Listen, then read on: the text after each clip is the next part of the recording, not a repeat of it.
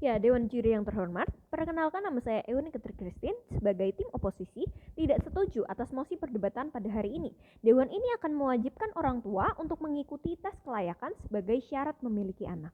Selama saya bisa membuktikan bahwa tidak mewajibkan orang tua untuk mengikuti tes kelayakan sebelum punya anak mempunyai keuntungan yang sama dengan mengikuti tes, maka kami layak mendapatkan suara.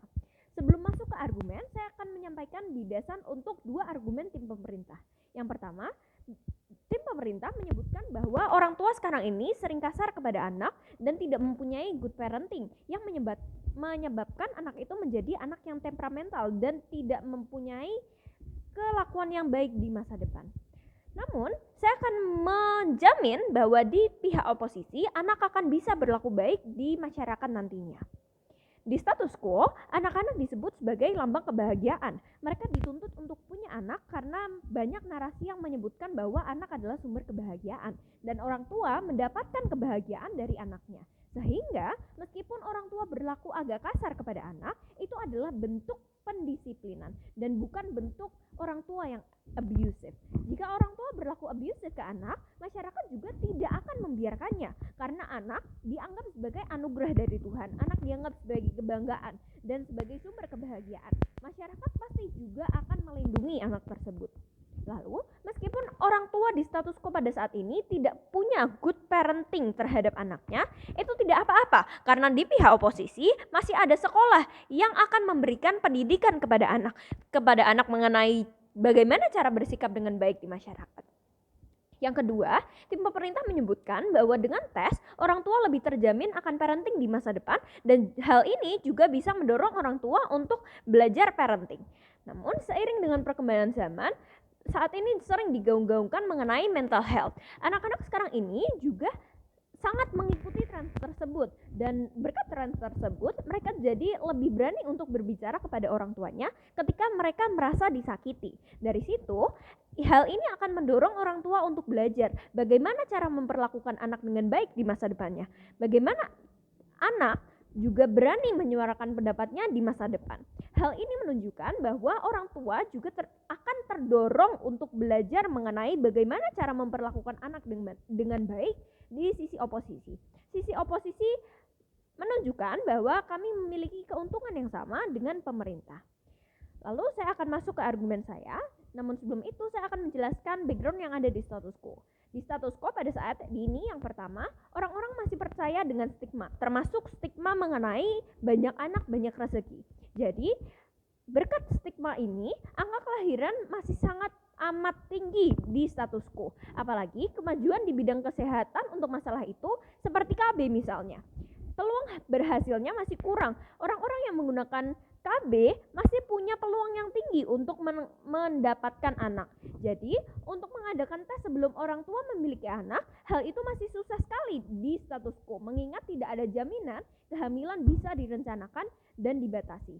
Yang kedua, masih terjadi masalah terhadap perempuan seperti kekerasan seksual yang membuat perempuan memiliki anak sebelum ia mengikuti tes tersebut. Kita tidak bisa mengantisipasi perempuan yang hamil ataupun tidak.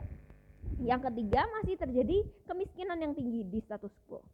Lalu, masalah yang akan terjadi jika kita menerapkan mosi ini adalah tidak semua orang tua bisa ikut berpartisipasi dalam tes kelayakan ini karena masih ada peluang untuk seseorang memiliki anak yang tidak mereka rencanakan.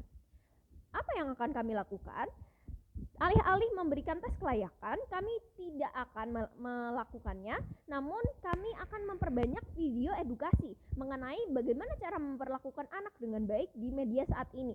Contohnya menyebarkan video di sosial media, atau menyebarkan poster, atau membuat iklan layanan masyarakat yang peluang ditonton untuk masyarakatnya tinggi.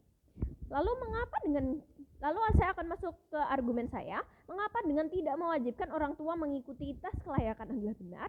Ada 3 poin di sini.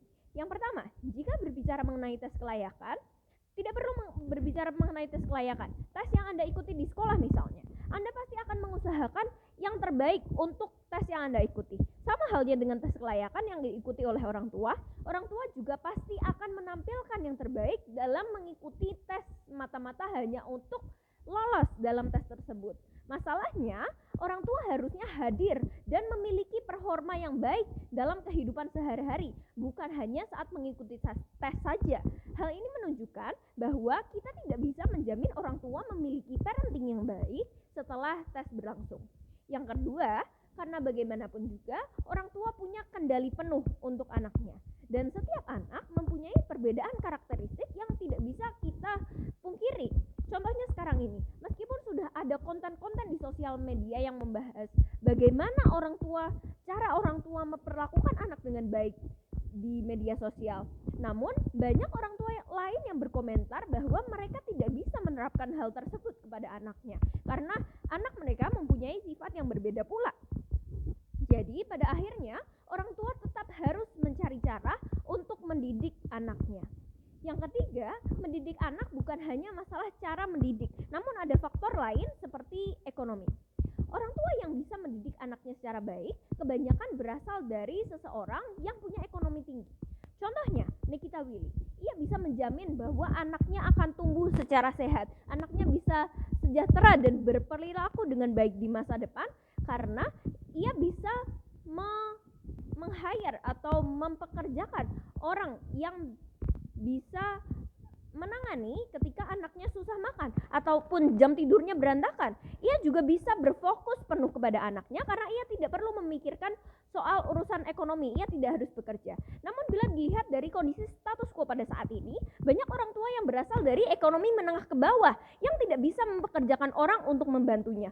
Banyak juga orang tua yang bekerja karena tidak bisa memenuhi kebutuhan sehari-hari dan akhirnya tidak bisa hadir sepenuhnya untuk anaknya dan lelah karena ia harus menghandle semua pekerjaannya sendiri. Hal ini yang mendorong orang tua untuk berlaku sedikit keras kepada anaknya. Kesimpulannya, di pihak oposisi, orang tua yang tidak mengikuti tes kelayakan masih ada jaminan untuk berlaku baik kepada anaknya dan tidak akan membuat anaknya temperamental di masa depan. Hal ini membuktikan bahwa tidak mewajibkan orang tua untuk mengikuti tes kelayakan sebelum mempunyai anak punya keuntungan yang lebih dibandingkan mengikuti tes. Terima kasih.